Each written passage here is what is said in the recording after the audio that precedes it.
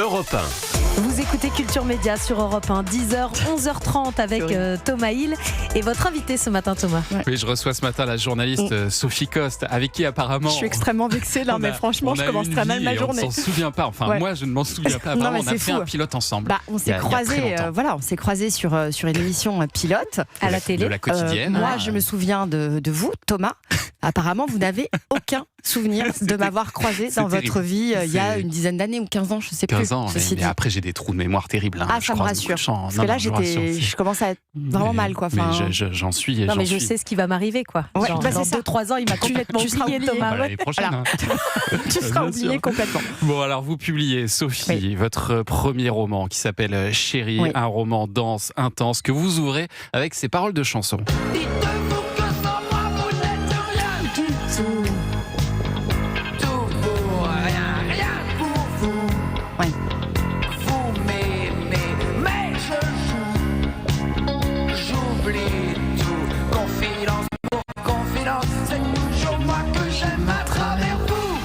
C'est là que je me rends compte que je n'avais jamais vraiment écouté les paroles de cette chanson de Jean Schultes. Ouais. Cette chanson, en fait, elle représente véritablement tout ce que je raconte dans le livre, c'est-à-dire c'est un homme, elles sont assez claires, c'est-à-dire aimez-moi à genoux, voilà. Il y a quand même une espèce de métaphore qu'on peut capter assez rapidement. C'est toujours moi que j'aime à travers vous. Voilà, donc c'est vraiment ça, c'est l'emprise, c'est la domination, et c'est vrai que quand on l'entend en boîte de nuit, cette chanson, tout le monde se met à danser, à se dandiner, et en fait, elle est triste, quoi. Elle est même horrible. En fait, les paroles sont dures. C'est terrible, et c'est vrai que ce que vous décrivez dans ce roman, c'est une emprise d'un homme sur 5 femmes, dont l'une porte votre prénom. Elle s'appelle Sophie, elle est journaliste pour Paris Première et éditrice. Donc on comprend très vite que c'est vous dont vous parlez, Sophie Coste. Votre histoire que vous dévoilez en fait sous forme de roman. Ça a été ça l'idée de départ. En fait, l'idée de départ, c'était vraiment... J'ai rencontré dans ma vie un personnage qui était un personnage pour moi extrêmement romanesque, cinématographique. Voilà. Alors, pas quand j'étais dans la relation. Dans la relation, je me disais pas ça du tout. Mais c'est vrai qu'après coup, je me suis dit, qu'est-ce que je peux faire de ce vrai méchant, quoi, le vilain, comme on dit chez les anglo-saxons. J'avais vraiment un personnage très fort. J'avais la sensation au début d'être avec Aladdin. Et en fait, franchement, j'étais avec Jafar. Donc, il fallait vraiment que j'en fasse quelque chose. Et je me suis dit, ça doit passer par peut-être le vecteur de l'écriture, en tout cas. J'espère, pour Chérie, que ce sera adapté. Parce que je pense qu'il y a un potentiel pour une série ou pour un film. Il y a quelque chose. Parce que vous en avez fait un polar.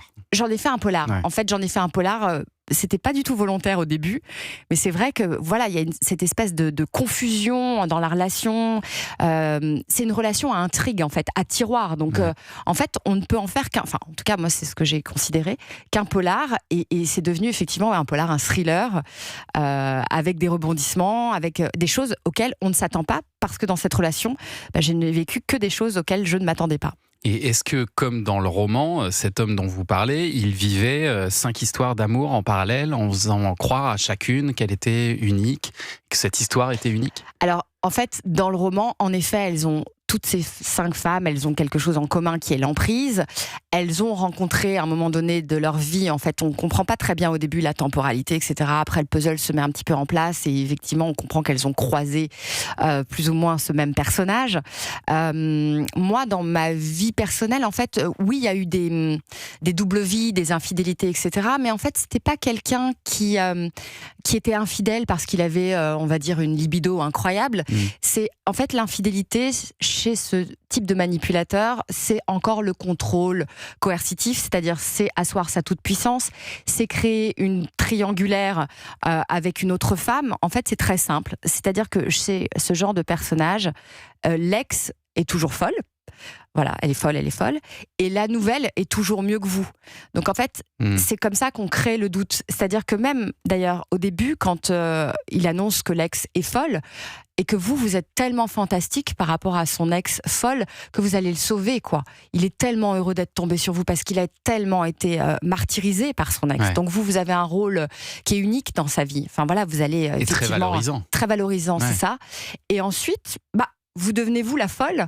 Et puis l'autre, il est tellement heureux avec elle que vous vous dites, mais attendez, je comprends pas comment je suis passée de celle qui était fantastique à celle finalement qui vaut plus le coup. Donc il y a toute cette espèce de triangularité qui met en place, mais uniquement dans le but de, encore une fois, d'asseoir une espèce de confusion, de domination. Et on utilise beaucoup, depuis quelques années d'ailleurs, le terme de pervers narcissique. Oui, j'aime pas tellement ce terme. Et est-ce que finalement on peut pas juste parler de sale type ? Alors, on pourrait parler de sale type, c'est vrai, mais il y a un véritable trouble de la personnalité narcissique qui existe en tout cas chez ce personnage-là. Et en fait, il y a en effet des sales types, et nous aussi, on peut se comporter salement de temps en temps. C'est vrai, on a des comportements qui peuvent être de temps en temps toxiques nocifs, à l'égard d'un ou d'une partenaire. On peut être le meilleur ex de quelqu'un et le pire d'un autre. Oui, ça fait pas de nous un pervers narcissique, en effet. Mais lui, structurellement, il cochait effectivement toutes ces cases-là, de ce trouble-là qu'on appelle le trouble de la personnalité narcissique. Et quel est le point commun, à votre avis, entre ces femmes ? Est-ce que vous pensez que cet homme, il a détecté chez elle une forme de faiblesse, ou est-ce que finalement tout le monde peut tomber dans le piège de ce type d'homme ? Je pense qu'il y a quand même certains points communs, c'est ce que j'ai essayé de montrer dans Chérie. Ce sont des femmes qui sont dotées d'une grande empathie, qui ont envie de comprendre l'autre, qui ont probablement eu des failles dans leur vie, dans leur enfance. Peut-être qu'elles sont tombées, peut-être qu'elles ont grandi avec un père autoritaire ou avec une mère légèrement, on va dire, borderline. Enfin, il y a des choses comme ça, peut-être dans l'enfance, qui sont déjà inscrites. En tout cas, ça c'est sûr.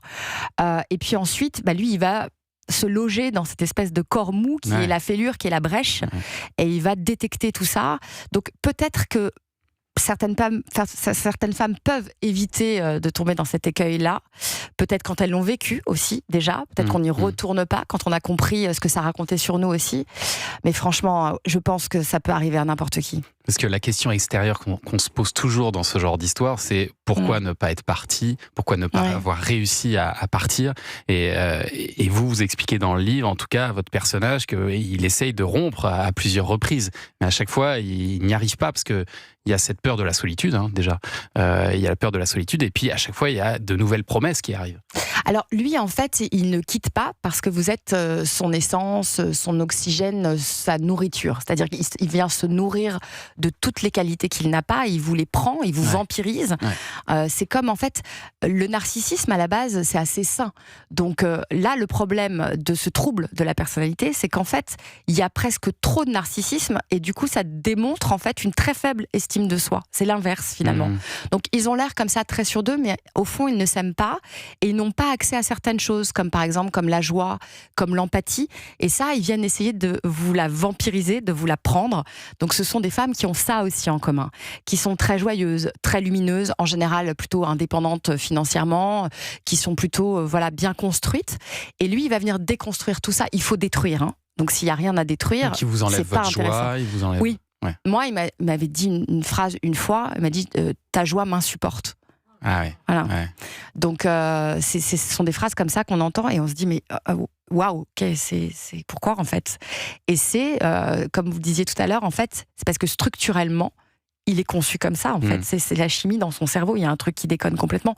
Et en effet, il y a une addiction qui se crée, il y a une espèce de codépendance. Alors, oui, il revient avec des promesses qui ne sont évidemment jamais tenues, mais c'est pas tant les promesses qui font rester ou qui font revenir, c'est plus toujours cette espèce de confusion, ce doute qu'on a. On est sous emprise, en fait, totalement sous emprise. Comment on finit par en sortir de cette emprise ? Alors, pour moi, en tout cas, je peux parler que de moi et de mon expérience personnelle, mais je pense que moi, dans mon système, toutes les violences psychologiques, ce qu'on peut appeler de la maltraitance, en fait, au fond, toutes les humiliations, ce qu'ils faisaient pour me rabaisser, etc. En fait, ça allait. Je comprenais pas ce qui se passait. Donc, c'est pas ça qui m'a fait partir. Ce qui m'a fait partir, c'est ce qui me semblait logique dans mon système, c'est-à-dire ce dont vous avez parlé, Thomas, les infidélités. Je me suis dit, en fait, quand on aime, on trompe pas. Oui. Donc c'est ça qui m'a fait partir. Mais au moins, C'était basique, mais c'était ça, mon radar, c'était ça, mon référent, en fait. Ça fait des années que vous avez envie d'écrire des romans, que vous avez travaillé déjà sur des romans, vous avez passé des années dans l'édition aussi, Sophie Coste, à lire les romans des autres. Ça a été qu'est-ce qui a déclenché l'envie d'écrire et vraiment de se dire allez, cette fois j'y vais? Depuis toujours en fait, j'ai toujours écrit des trucs, depuis que je suis toute petite, j'ai écrit. Parce que là vous me disiez je suis déjà en train d'écrire le suivant là, donc c'est que c'est parti. J'écris le deuxième.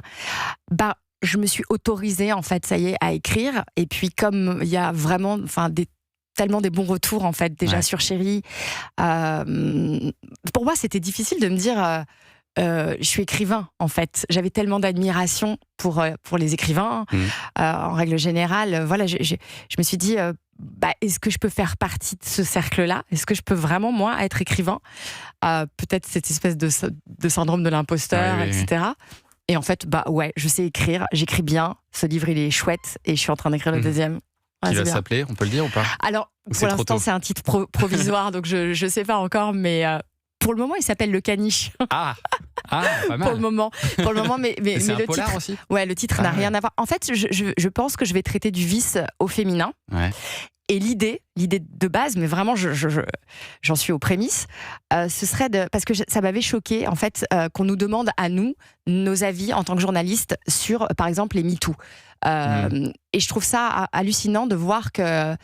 Et en fait, c'est parti même d'un personnage du livre, de Chérie, qui m'a dit « Ah, mais ce type-là, tu sais quoi, on va se le faire, viens, on lui fait un MeToo, etc. Viens, on se venge. » Et moi, pas du tout. Je me suis dit « Mais en fait, non, pas du tout. On va pas l'accuser de ce qu'il n'a pas commis. » Et je me suis mise à la place d'un homme qui était accusé effectivement par une femme, jugé par le tribunal médiatique.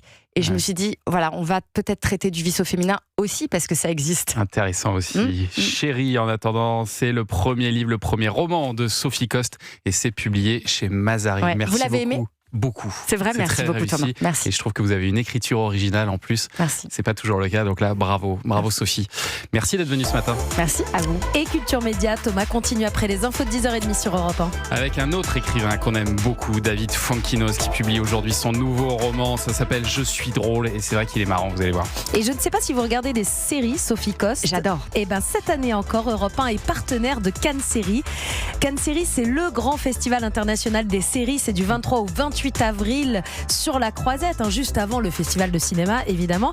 Et parce que la meilleure série, c'est celle que vous aimez, vous, auditeurs d'Europe 1, et bien vous pouvez voter dès maintenant pour votre série française préférée sur le site Europe 1. Alors, il y a Montmartre sur TF1, Empathie, la série de Canal+, Des Vivants de France Télévisions, Nero avec Pio Marmaille sur Netflix, ou encore Culte, To Be Free sur Prime Video. Votez pour votre série préférée sur europe1.fr. Et vous savez qu'à Cannes Série, j'ai mon livre qui va être présenté justement pour être pitché. Adapté en série. Donc ça ferait une excellente série, votre livre. Je croise les doigts pour vous. Je pense aussi. Merci beaucoup.